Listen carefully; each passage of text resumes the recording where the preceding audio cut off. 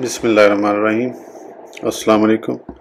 اس video میں ہم کتاب احیاء العلوم جلد نمبر 2 یعنی بک نمبر 2 کو آگے کنٹینیو کریں گے۔ اس سے پہلے اگر آپ نے سبسکرائب نہیں کیا تو سبسکرائب کر لیں اور بیل آئیکن پریس کر دیں۔ تو شروع کرتے ہیں۔ سیدنا عبداللہ بن مبارک رحمۃ اللہ تعالیٰ علیہ کا فتویٰ۔ حضرت سیدنا عبداللہ بن مبارک رحمۃ اللہ تعالیٰ علیہ سے ان کے ایک بصری شاگرد نے ان لوگوں کے ساتھ معاملات کرنے کے بارے میں پوچھا جو بادشاہوں کے ساتھ لین دین کرتے ہیں، تو آپ رحمۃ اللہ تعالیٰ علیہ نے فرمایا کہ اگر وہ صرف بادشاہوں سے لین دین کرتے ہیں تو ان سے لین دین نہ کرو، اور اگر بادشاہ کے ساتھ ساتھ دوسروں سے بھی لین دین کرتے ہیں تو ان سے معاملات کر سکتے ہو۔ یہ قول کم میں اجازت پر دلالت کرتا ہے اور اکثر میں بھی اجازت کا احتمال رکھتا ہے۔ الغرض صحابہ کرام علیہم اللہ رضوان میں سے کسی سے منقول نہیں کہ انہوں نے اس بنا پر قصاب، نانبائی یا تاجر سے مکمل طور پر لین دین ترک کر دیا ہو کہ اس نے ایک بار عقد فاسد کیا تھا یا ایک مرتبہ حاکم سے لین دین کیا تھا۔ اس میں معاملات کو مقرر کرنا بعید ہے اور یہ مسئلہ ذاتی طور پر مشکل ہے۔ اشکال: درجہ ذیل روایات سے اس مسئلے پر اشکال وارد ہوتا ہے۔ مروی ہے کہ امیر المومنین حضرت سیدنا علی المرتضیٰ کرم اللہ وجہ الکریم نے اس معاملے میں رخصت دی اور ارشاد فرمایا کہ جو تمہیں بادشاہ دے لے لو، کیونکہ وہ جو تمہیں دیتا ہے وہ حلال ہے اور وہ حرام سے زیادہ حلال لیتا ہے۔ حضرت سیدنا عبداللہ بن مسعود رضی اللہ تعالیٰ عنہ سے ایک سائل نے پوچھا کہ میرا ایک پڑوسی ہے جسے میں خبیث ہی جانتا ہوں، وہ ہماری دعوت کرتا ہے اور بوقت ضرورت ہم اس سے قرض لیتے ہیں۔ آپ رضی اللہ تعالیٰ عنہ نے فرمایا جب وہ تمہیں دعوت دے تو قبول کر لو، اور جب تمہیں ضرورت ہو تو قرض لے لو کہ وہ مال لینا تمہارے لیے جائز ہے اور گناہ تو اسی پر ہے۔ حضرت سیدنا سلمان فارسی رضی اللہ تعالیٰ عنہ نے بھی ایسا ہی ایک فتویٰ دیا ہے۔ یہاں خلیفہ چہارم امیر المومنین حضرت سیدنا علی المرتضیٰ کرم اللہ وجہ نے حلال مال کی کثرت کو علت یعنی جائز ہونے کی وجہ قرار دیا، جبکہ حضرت سیدنا عبداللہ بن مسعود رضی اللہ تعالیٰ عنہ نے اشارتاً اس بات کو علت قرار دیا کہ گناہ تو اسی پر ہے کیونکہ وہ اسے جانتا ہے، اور تمہارے لیے مال لینا جائز ہے کیونکہ تم نہیں جانتے۔ مروی ہے کہ حضرت سیدنا عبداللہ بن مسعود رضی اللہ تعالیٰ عنہ سے کسی شخص نے عرض کی کہ میرا ایک پڑوسی ہے جو سود کھاتا ہے اور ہمیں کھانے کی دعوت دیتا ہے، تو کیا ہم اس کی دعوت میں جائیں؟ تو آپ رضی اللہ تعالیٰ عنہ نے فرمایا ہاں۔ حضرت سیدنا عبداللہ بن مسعود رضی اللہ تعالیٰ عنہ سے اس مسئلے میں کثیر روایات مختلف الفاظ کے ساتھ منقول ہیں۔ حضرت سیدنا امام شافعی اور حضرت سیدنا امام مالک رحمۃ اللہ تعالیٰ علیہما نے بادشاہوں سے نذرانے لینے کو جائز قرار دیا ہے، حالانکہ وہ جانتے تھے کہ بادشاہوں کے مال میں حرام کی آمیزش ہے۔ جواب: جہاں تک خلیفہ چہارم حضرت سیدنا علی المرتضیٰ کے فرمان کا تعلق ہے تو ان کے زہد اور تقوی کے بارے میں جو مشہور ہے یہ اس کے خلاف ہے، کیونکہ آپ رضی اللہ تعالیٰ عنہ بیت المال سے کچھ نہیں لیتے تھے، یہاں تک کہ بوقت ضرورت اپنی تلوار بیچ دیتے تھے، اور آپ کے پاس صرف ایک قمیض ہوتی تھی، حتیٰ کہ غسل کے بعد پہننے کے لیے دوسری قمیض نہیں ہوتی تھی۔ میں اس کا انکار نہیں کرتا کہ آپ رضی اللہ تعالیٰ عنہ کا رخصت دینا جواز کے لیے واضح دلیل ہے اور آپ کا عمل تقوی کا احتمال رکھتا ہے، لیکن اگر آپ سے اس قول کا مروی ہونا صحیح ہو تو بادشاہ کے مال کا حکم دوسرا ہوگا، کیونکہ اس کا مال کثرت کی وجہ سے ناقابل شمار سے مل جائے گا۔ اس کا بیان عنقریب آئے گا، اور سلطان کا مال قبول کرنے کے حوالے سے حضرت سیدنا امام محمد بن ادریس شافعی اور حضرت سیدنا امام مالک رحمۃ اللہ تعالیٰ علیہما کی یہی دلیل ہے۔ اس کا حکم عنقریب آئے گا، اور ہم یہاں سلطان نہیں بلکہ عام لوگوں کی بات کر رہے ہیں جن کا مال قابل شمار ہوتا ہے۔ رہا حضرت سیدنا عبداللہ بن مسعود رضی اللہ تعالیٰ عنہ کا فرمان، تو اسے جواب بن عبداللہ تیمی نے نقل کیا ہے جس کا حافظہ کمزور تھا۔ پھر حضرت سیدنا ابن مسعود رضی اللہ تعالیٰ عنہ کے بارے میں جو مشہور ہے وہ تو ان کے شبہات سے بچنے پر دلالت کرتا ہے، کیونکہ آپ نے فرمایا کہ تم میں سے کوئی یہ نہ کہے کہ مجھے خوف ہے اور میں امید رکھتا ہوں، کیونکہ حلال واضح ہے اور حرام بھی واضح ہے اور ان کے درمیان مشتبہ امور ہیں، لہذا مشکوک چیز کو ترک کر کے غیر مشکوک کو اختیار کرو، اور فرمایا دل کے کھٹکوں سے بچو، انہی میں گناہ پوشیدہ ہیں۔ ایک سوال اور اس کا جواب: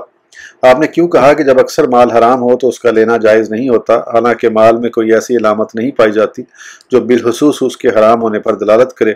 اور قبضہ ملکیت پر دلالت کرتا ہے، حتیٰ کہ اگر کسی نے ایسے شخص کا مال چوری کیا تو اس کے ہاتھ کاٹے جائیں گے، اور مال کا زیادہ ہونا بھی ایسے گمان کو واجب کرتا ہے جو عین مال کے متعلق نہیں ہوتا، تو چاہیے کہ اس کا حکم راستے کے کیچڑ میں غلبہ زن کی طرح ہو، اور اس زن غالب کی طرح جو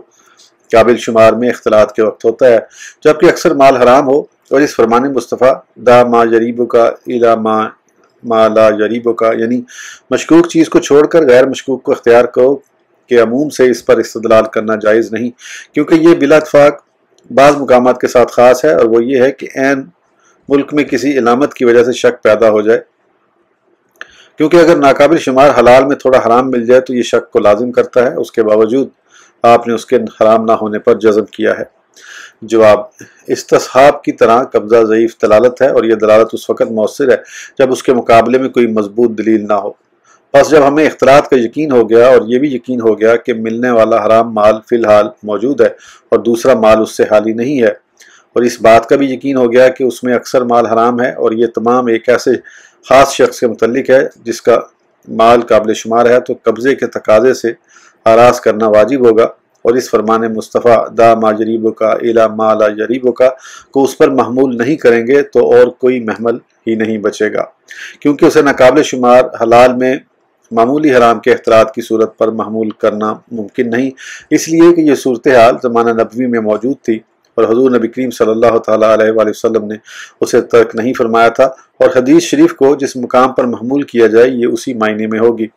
اور اسے کراہت تنزیہی پر محمول کرنا بغیر قیاس کے ظاہر سے پھیرنا ہوگا، کیونکہ اس کی حرمت علامات اور استصحاب کے قیاس سے بعید نہیں ہے، اور ظن کو ثابت کرنے میں کثرت کی بھی تاثیر ہے، اسی طرح مال کا محدود ہونا بھی تاثیر رکھتا ہے، تو ثبوت ظن کے لیے یہ دونوں باتیں جمع ہو گئیں، یہاں تک کہ حضرت سیدنا امام اعظم علیہ رحمہ اللہ نے فرمایا برتنوں میں تہری اسی صورت میں کیا کرو جب اکثر پاک ہوں۔ دو کاموں میں سے زیادہ لائق و بہتر کام کی طلب کو تہری کہتے ہیں، دوسرے لفظوں میں یوں کہہ سکتے ہیں کہ دو باتوں میں غور کرنا اور جس پر دل جمے اس پر عمل کرنا۔ آپ رحمۃ اللہ تعالیٰ نے استصحاب اور اجتہاد کے اجتماع کو علامت اور کثرت کی طاقت کے ساتھ مشرط قرار دیا ہے، اور جنہوں نے کہا کہ بغیر غور و فکر کے جو برتن چاہے لے سکتا ہے، تو انہوں نے استصحاب کو بنیاد بنا کر یہ کہا ہے، لہذا ان کے نزدیک اس میں پینا بھی جائز ہے، اور پینے کا جواز فقط قبضہ کی جہت سے لازم آیا۔ ہاں، یہ حکم اس پیشاب میں جاری نہیں ہوگا جو پانی کے ساتھ مل کر مشتبہ ہو گیا ہو، کیونکہ اس میں کوئی استصحاب نہیں ہے، اور نہ ہی ہم اس حکم کو اس مردار جانور میں جاری کریں گے جو ذبح شدہ کے ساتھ مل کر مشتبہ ہو گیا ہو، کیونکہ مردار میں کوئی استصحاب نہیں ہوتا، اور قبضہ اس بات پر دلالت نہیں کرتا کہ وہ مردار نہیں ہے، جبکہ یہی قبضہ مباح کھانے میں اس بات پر دلالت کرتا ہے کہ وہ کھانا اس کی ملکیت ہے۔ یہاں 4 متعلقات ہیں: نمبر 1 استصحاب، نمبر 2 اختلاط والی شے کی قلت یا کثرت، نمبر 3 اس کا قابل شمار یا ناقابل شمار ہونا، اور نمبر 4 عین شے میں خاص علامت کا ہونا جس سے غور و فکر کا تعلق ہو۔ بس جو ان چاروں سے غافل ہے، یعنی انہیں نہیں جانتا، وہ اکثر خطا کر بیٹھتا ہے، جس کے نتیجے میں بعض مسائل کو ان بعض مسائل کے مشابہ کر دیتا ہے جو اس سے مشابہ نہیں ہوتے۔ ہماری مذکورہ گفتگو کا حاصل یہ ہے کہ کسی ایک شخص کی ملک میں اختلاط والے مال میں حرام زیادہ ہوگا یا کم، پھر دونوں صورتوں میں ہر ایک کا علم یقینی ہوگا یا ظنی، اور ظن کسی علامت سے پیدا ہوگا یا محض وہم سے۔ ان میں سے 2 صورتوں میں سوال کرنا واجب ہے، اور وہ یہ کہ اکثر مال یقین یا گمان کے ساتھ حرام ہو، جیسا کہ کسی اجنبی ترکی کو دیکھے اور احتمال ہو کہ اس کا تمام مال غنیمت سے حاصل کیا ہوا ہے، اور اگر حرام کا کم ہونا یقین کے ساتھ معلوم ہو کہ وہ حرام ہے تو یہ توقف کا مقام ہے۔ اکثر بزرگان دین رحم اللہ مبین کی سیرت اسی طرف اشارہ کرتی ہے، نیز حالات کے تقاضوں کا میلان بھی رخصت کی طرف ہے۔ باقی 3 اقسام میں سوال کرنا بالکل بھی واجب نہیں۔ مسئلہ: اگر کسی شخص کے پاس اس کا کھانا حاضر ہو اور وہ جانتا ہے کہ اس کے قبضے میں حرام مال ہے جو اس نے بادشاہ سے حاصل کیا یا کسی اور حرام طریقے سے حاصل کیا، لیکن وہ یہ نہیں جانتا کہ ابھی اس کے پاس وہ مال باقی ہے یا نہیں، تو اس کے لیے کھانا جائز ہے۔ تفتیش کرنا ضروری نہیں، اس میں تفتیش کرنا صرف تقویٰ کے لیے ہے، اور اگر یہ معلوم ہے کہ اس کے پاس وہ مال ابھی باقی ہے لیکن یہ معلوم نہیں کہ کم ہے یا زیادہ، تو اس کے لیے جائز ہے کہ اسے عقل سمجھتے ہوئے لے لے۔ پہلے گزر چکا ہے کہ کم مال کا معاملہ مشکل ہوتا ہے، اور یہ بھی اس کے قریب ہی ہے۔ متولی کا دیا ہوا مال۔ مسئلہ: اگر متولی کے قبضے میں خیرات یا وقف یا وصیت کہ 2 قسم کے مال ہوں، جن میں سے ایک مال کا ایک شخص مستحق ہے مگر دوسرے مال کا وہ مستحق نہیں ہے کیونکہ اس میں وہ صفات نہیں پائی جا رہی ہیں جو اس مال کے حصول کے لیے ضروری تھیں، تو ایسی صورت میں جو مال اسے متولی نے دیا کیا وہ اسے لے سکتا ہے یا نہیں؟ اس میں غور و فکر کرنا ہوگا۔ اگر وہ صفت ظاہر ہے جس کو متولی بھی جانتا ہے اور متولی ظاہری طور پر عادل ہے تو وہ بغیر تفتیش کے اس سے لے سکتا ہے، کیونکہ متولی کے متعلق یہی گمان ہوگا کہ اس نے صرف وہی مال اسے دیا ہے جس کا وہ مستحق ہے، اور اگر وہ صرف پوشیدہ ہے یا متولی کے بارے میں معلوم ہے کہ وہ مال کو آپس میں ملا دینے والوں میں سے ہے اور کوئی پرواہ نہیں کرتا، تو اس صورت میں سوال کرے گا، کیونکہ یہاں پر کوئی قبضہ نہیں اور نہ ہی استصحاب ہے جس پر اعتماد کیا جائے۔ وقت تردد حضور نبی رحمت صلی اللہ تعالیٰ علیہ وسلم کے صدقہ اور ہدیہ کے متعلق سوال کرنے کی یہی صورت تھی، کیونکہ قبضہ اور استصحاب کے ساتھ ہدیہ اور صدقے کی کوئی خصوصیت نہیں، لہذا سوال کرنے کے علاوہ خلاصی کی کوئی صورت نہیں، کیونکہ ہم نے صرف اسی صورت میں مجہول شخص کے بارے میں سوال کرنے سے روکا ہے جہاں قبضہ اور اسلام کی علامت پائی جائے، یہاں تک کہ اگر وہ مجہول شخص کے متعلق نہیں جانتا کہ وہ مسلمان ہے یا کافر اور اس کے قبضے میں موجود ذبح شدہ جانور کا گوشت لینا چاہتا ہے، اور یہ احتمال بھی ہے کہ ہو سکتا ہے وہ مجوسی ہو، تو جب تک معلوم نہ ہو کہ وہ مسلمان ہے اس وقت تک اس سے لینا جائز نہیں، کیونکہ قبضے سے مردار پر دلالت نہیں ہوتی اور نہ ہی اس کی صورت سے مسلمان ہونا معلوم ہوتا ہے، مگر یہ کہ شہر کے اکثر لوگ مسلمان ہوں تو جس شخص میں کوئی کفر کی علامت نہیں اسے مسلمان خیال کیا جائے گا، اگرچہ اس میں غلطی کا امکان ہے۔ پس ان مقامات کو جن میں قبضہ اور حال گواہی دیں ان سے نہیں ملانا چاہیے جہاں قبضہ اور حال گواہی نہیں دیتے۔ شہر میں گھر خریدنے کے لیے تفتیش۔ مسئلہ، کسی شخص کے لیے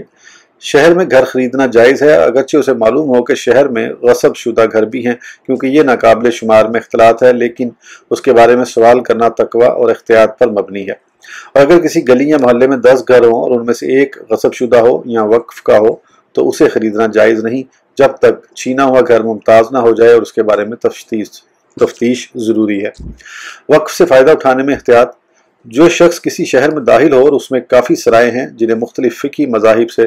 تعلق رکھنے والوں کے لیے وقف کیا گیا ہے، اس کا تعلق بھی ایک خاص فقہ سے ہے، تو اس کے لیے جائز نہیں کہ جس سرائے میں چاہے سکونت اختیار کرے اور بغیر سوال کے جس کے وقف سے چاہے کھائے، کیونکہ یہ مخصور یعنی قابل شمار کے اختلاط کی صورتوں میں سے ہے، لہذا اسے ممتاز کرنا ضروری ہے، اور شک کے ہوتے ہوئے کسی پر عمل کر لینا جائز نہیں، کیونکہ شہر میں گنتی کے سرائے اور مدارس ہوتے ہیں۔ زیر کفالت لوگوں سے ضرور سوال کرے۔ مسئلہ، جہاں ہم نے سوال کرنے کو تقوی میں شمار کیا ہے، اگر وہاں کھانے یا مال کے مالک کے غصے کا ڈر ہو تو سوال نہ کرے۔ ہم نے سوال کو اس صورت میں لازم کہا ہے جب اکثر مال کے حرام ہونے کا یقین ہو، اور اس وقت اس کے غصے کی بھی پرواہ نہ کرے، کیونکہ ظالم تو اس سے زیادہ تکلیف کا مستحق ہے، اور غالب یہی ہے کہ ایسا شخص سوال سے غصے میں نہیں آتا، بالخصوص جب وہ مال اپنے وکیل، غلام، شاگرد یا کسی رشتہ دار سے لے جو اس کی کفالت میں ہو، تو شک کی صورت میں سوال کرنا چاہیے، کیونکہ وہ اس کے سوال کرنے سے غصہ نہیں کریں گے، اور یہاں اس پر سوال کرنا اس لیے بھی لازم ہے تاکہ انہیں حلال کے طریقے سکھائے۔ یہی وجہ تھی کہ خلیفہ اول امیر المومنین حضرت سیدنا ابو بکر صدیق رضی اللہ تعالیٰ عنہ نے اپنے غلام سے استفسار فرمایا، اور خلیفہ دوم امیر المومنین حضرت سیدنا عمر فاروق اعظم رضی اللہ تعالیٰ عنہ نے اس شخص سے سوال کیا جس نے آپ کو صدقے کی اونٹنیوں کا دودھ پلا دیا تھا، اور جب حضرت سیدنا ابو ہریرہ رضی اللہ عنہ بہت سا مال لے کر حاضر خدمت ہوئے تو آپ رضی اللہ تعالیٰ عنہ نے ان سے بھی پوچھا کہ اللہ عز و جل تم پر رحم فرمائے، کیا یہ تمام مال پاک ہے؟ کیونکہ آپ رضی اللہ تعالیٰ عنہ کو مال کے زیادہ ہونے کے باعث تعجب ہوا۔ نیز حضرت سیدنا ابو ہریرہ رضی اللہ تعالیٰ عنہ ان کی رعایا میں سے تھے، اور آپ رضی اللہ تعالیٰ عنہ نے سوال کے الفاظ میں انتہائی نرمی فرمائی۔ خلیفہ چہارم امیر المومنین حضرت سیدنا علی المرتضیٰ کرم اللہ وجہہ نے فرمایا، اللہ عز و جل کے نزدیک حکمران کے عدل و انصاف اور نرمی سے زیادہ پسندیدہ کوئی چیز نہیں، اور اس کے ظلم اور ترش روی سے بڑھ کر ناپسندیدہ چیز کوئی نہیں۔ سیدنا حارث محاسبی رحمۃ اللہ تعالیٰ علیہ کا موقف۔ مسئلہ، حضرت سیدنا حارث محاسبی علیہ رحمہ اللہ نے فرمایا، اگر کسی شخص کا دوست یا بھائی اس کے سوال کرنے کی وجہ سے غصہ نہ بھی کرے تب بھی اسے تقوی کی وجہ سے سوال نہیں کرنا چاہیے، کیونکہ ہو سکتا ہے اس پر وہ چیزیں ظاہر ہو جائیں جو اس سے پوشیدہ تھی، تو اس کا سوال کرنا اس کی پردہ دری کا سبب بنے گا جو دشمنی کا باعث بن سکتا ہے۔ حضرت سیدنا امام غزالی علیہ رحمہ اللہ فرماتے ہیں، انہوں نے بہت اچھی بات کہی ہے، کیونکہ جب سوال کرنا تقوی میں سے ہو، واجب نہ ہو، تو ایسی صورتوں میں پردہ دری اور دشمنی سے بچنا زیادہ ضروری ہے۔ پھر حضرت سیدنا حارث محاسبی علیہ رحمہ اللہ نے مزید فرمایا، اگر اسے کسی وجہ سے شک ہو پھر بھی سوال نہ کرے اور یہ گمان کرے کہ وہ اسے حلال و پاکیزہ مال میں سے کھلاتا ہے اور خبیث مال کو اس سے دور رکھتا ہے، پھر اگر دل مطمئن نہ ہو تو نرمی اور حسن اخلاق کے ساتھ کھانے سے اجتناب کرے اور سوال کر کے اس کی پردہ دری نہ کرے، کیونکہ میں نے کسی عالم دین کو ایسا کرتے نہیں دیکھا۔ زہد و تقوی میں مشہور ہونے کے باوجود آپ رحمۃ اللہ تعالیٰ علیہ کا یہ ارشاد فرمانا اس بات پر دلالت کرتا ہے کہ اگر مال میں قلیل حرام مل جائے تو چشم پوشی سے کام لیا جائے، جبکہ یہ بات وہم سے معلوم ہوئی ہو نہ کہ تحقیق سے، کیونکہ ریب یعنی شک کا لفظ وہم پر دلالت کرتا ہے اور یقین کو واجب نہیں کرتا۔ الغرض سوال کرتے وقت ان باریک باتوں کا خیال رکھنا چاہیے۔ مسئلہ، بعض اوقات کوئی کہتا ہے کہ اس شخص سے سوال کرنے کا کیا فائدہ جس کا بعض مال حرام ہو، اور جو حرام مال کو حلال سمجھتا ہے تو وہ جھوٹ بھی بول سکتا ہے۔ اگر اس کی امانت پر یقین ہو تو حلال مال میں بھی اس کی دیانت پر بھروسہ ہونا چاہیے۔ میں کہتا ہوں کہ بعض اوقات کسی شخص کے مال میں حرام مال مل جانے کا علم ہوتا ہے اور تمہارے اس کی دعوت میں جانے اور اس کا تحفہ قبول کرنے میں اس کی کوئی غرض چھپی ہوتی ہے، تو اس کے قول پر اعتماد نہیں رہتا، اس لیے اس سے سوال کرنے کا کوئی فائدہ نہیں ہوتا، لہذا اس کے علاوہ کسی اور سے سوال کرنا چاہیے۔ اسی طرح اگر کوئی شخص چیزیں بیچنے میں ماہر ہو اور وہ نفع کے حصول کے لیے خرید و فروخت میں دلچسپی دلا رہا ہو تو اس کے یہ کہنے سے یقین حاصل نہیں ہوگا کہ یہ مال حلال ہے اور اس سے سوال کرنے کا کوئی فائدہ نہیں، بلکہ کسی دوسرے سے سوال کرے۔ سوال سے قبضے والے پر تہمت نہ لگے۔ پھر قبضے والے سے اسی صورت میں سوال کیا جائے جب اس پر کوئی تہمت نہ آتی ہو، جیسا کہ متولی سے اس مال کے بارے میں سوال کیا جائے گا جو اس کے سپرد کیا گیا ہے کہ وہ کس جہت سے ہے، جیسے مصطفیٰ جان رحمت صلی اللہ تعالیٰ علیہ وآلہ وسلم نے ہدیہ اور صدقہ کے بارے میں سوال کیا، کیونکہ اس سے قبضہ والے کو کوئی تکلیف نہیں ہوتی اور نہ ہی قائل پر کوئی تہمت لگائی جاتی ہے۔ اسی طرح جب اس پر تہمت لگائی گئی کہ وہ حلال کمائی کا طریقہ نہیں جانتا، تو جب اس نے کسب حلال کے صحیح طریقے کی خبر دے دی تو اسے اس قول یعنی مال حلال ہے میں تہمت نہیں لگائی جائے گی۔ اسی طرح وہ اپنے غلام اور خادم سے سوال کرے تاکہ وہ کمانے کا طریقہ جان لے، یہاں سوال کا فائدہ ہوگا۔ اس ویڈیو کے لیے اتنا ہی، پھر انشاءاللہ اگلی ویڈیو میں آگے کنٹینیو کریں گے۔ اس وقت تک کے لیے اجازت دیجیے، سبسکرائب کرنا نہ بھولیں۔ اللہ حافظ۔